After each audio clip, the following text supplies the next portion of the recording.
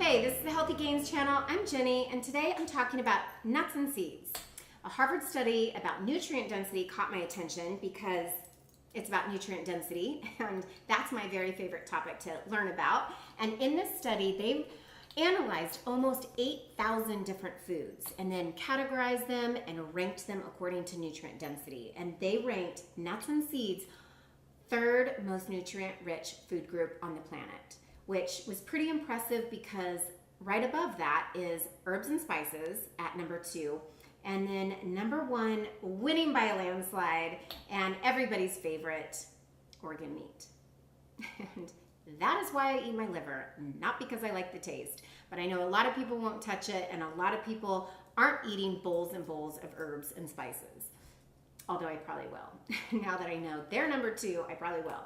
But nuts and seeds coming in at third is pretty impressive and deserves some attention, I think. So it's not entirely shocking to me that they have that much to offer us when you really think about it, because with just some water and sunshine, these things grow into huge trees, reproducing themselves and offering us food year after year after year. So just like Jack and the Beanstalk, I really do think every seed is pretty magical. And it's also not entirely true that they do offer us so much nutrients without saying that they need to be soaked first. So Mother Nature protects their nutrients by packaging them in a protective way that really needs to be unlocked. So these claims that nuts and seeds are so healthy for us is really not so accurate. They have to be prepared properly before we can assimilate those nutrients and really benefit from them. And this is something that was done traditionally all the time. People knew to soak their nuts and seeds and grains and legumes before consumption. And I have a theory.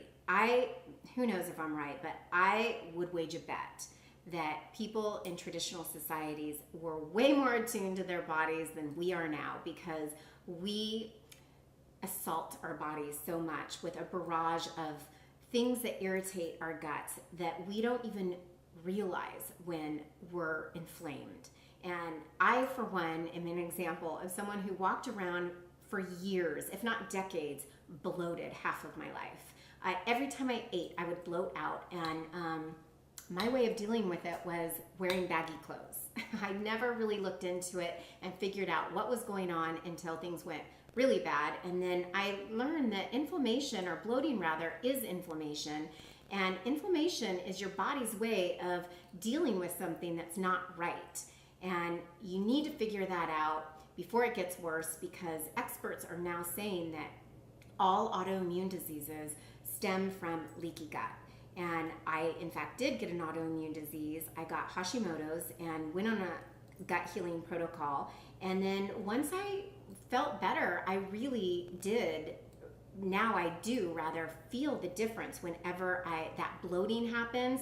It's so foreign to me now that it's uncomfortable, and I do take note of what I ate and not eat that anymore. But I think so many people just have inflammation on a chronic level that they keep doing things to themselves that aren't good. And I don't think traditional societies did that. I'm sure if they ate a lot of nuts and seeds that were unsoaked, they would feel it and decide that wasn't good for them.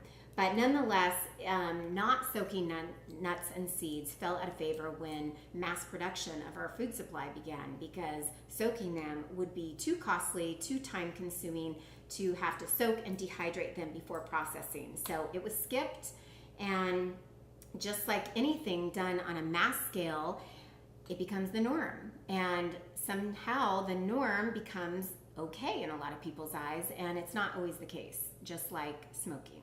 Remember, everybody smoked. Doctors smoked, and pregnant women smoked, and it was the norm, so it must have been okay. But clearly it wasn't, and neither is not soaking our nuts and seeds. So I heard this advice for years, and I ignored it because I'm looking for time-saving tips in the kitchen. I don't want extra steps. And along with the advice to soak nuts and seeds often comes the advice to dehydrate them. So that is the bummer part. I found that dehydrating was the part that I didn't like. Soaking them's easy. It takes 5 seconds, literally. But dehydrating them requires a machine. You have to spread them out. The machine's expensive for one. It's bulky, so you need to find space for it. And third, it's really loud. So to have that running in your house is kind of intrusive to the other things that you're doing while things are being dehydrated. So it kind of became a bummer of the steps, and I stopped doing it. I stopped doing both because I assumed you had to do both, and then I realized you don't. You do not have to dehydrate your nuts after soaking them. So stick to the easy part. And then what I do is soaking them is putting them in a bowl, putting some filtered water over them, and adding some sea salt. That's it. That takes 5 seconds, and then you leave it alone. So every nut and seed has a different time frame that they need to be soaked in, but for almonds, it's 8 to 12 minutes. For almonds, it's 8 to 12 minutes. And you soak these, leave them alone, and then what I do afterwards, after rinsing them, is I throw them in a bag and I put them in the freezer. So most of the nuts and seeds that I consume are in a recipe. And in a recipe, they don't need to be dehydrated. So I just throw them in the recipe as is and grind them up. Or sometimes I do eat them as snacks, but I'll just take them out of the freezer, and by the time I eat them as a snack, they're defrosted. And I really like the taste of soaked nuts better. I think it brings out the flavor. It definitely changes the texture and makes it softer. So do yourself a favor and start soaking the nuts. I don't even know if I mentioned what's in them. The anti-nutrient phytic acid is what protects the nutrients, and that's why you need to soak them, because without it, that phytic acid is at full force. And our bodies can handle a little bit, but it cannot handle a barrage of it. And so not preparing nuts, seeds, grains, and legumes properly, your body will get too much, and it has damaging effects to it. So you want to get rid of that phytic acid and be able to assimilate the nutrients, as well as have also the other nutrients that phytic acid would otherwise bind to and render useless. So phytic acid does more harm than good, and it makes not soaked raw nuts and seeds not that good for us. So when you buy things at the store that's been processed, like roasted nuts or bars that are using nuts and seeds, or flours that are like almond flours, for instance, that have not been soaked, you're not doing yourself a favor. I highly recommend buying them raw, soaking them yourself, and then just freezing them. Or dehydrate them if you'd like. I do have some soaked nuts that I've roasted, and that's just as easy as roasting any other nuts. You just soak them, you wait the time allotted for their soaking process, and then I throw them in the oven, and then you've got a nice roasted nutty flavor for whenever you want that flavor in a salad, or over pasta, or over squash. I love roasted pumpkin seeds. So that's it, and I hope this has inspired you to soak your nuts and seeds before consuming.